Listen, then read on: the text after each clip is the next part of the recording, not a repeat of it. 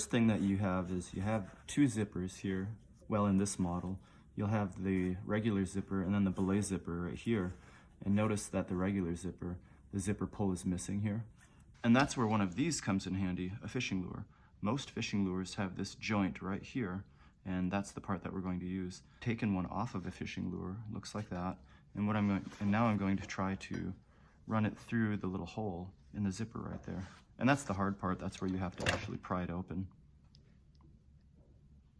So I have a little tool, a little mini screwdriver here, and I'm going to try to pop it through here without stabbing myself.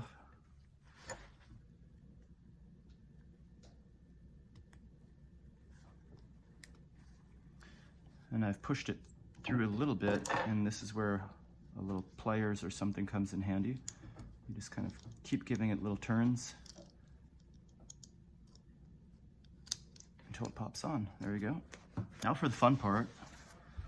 Most zippers on tents and jackets, etc., they have one of these on it. Looks like that.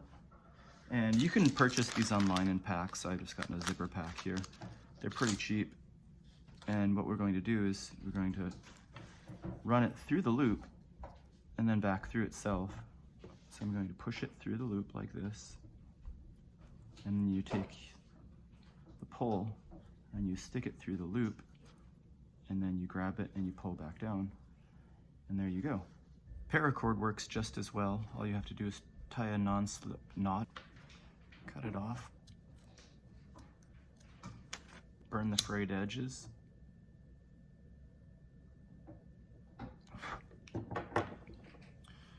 And then do the same process. Put it through the loop.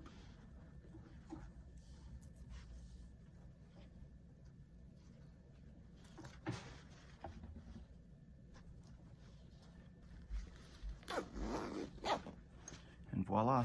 I know that sometimes these little things right here start to fray off. It's kind of like a reinforcement for the zipper. This one had it pretty bad. So what I've done is I've just taken a little piece of nylon material, folded it over, and then put some seam seal under it, and then clamp it down with a vice grips like this. And then just leave it overnight.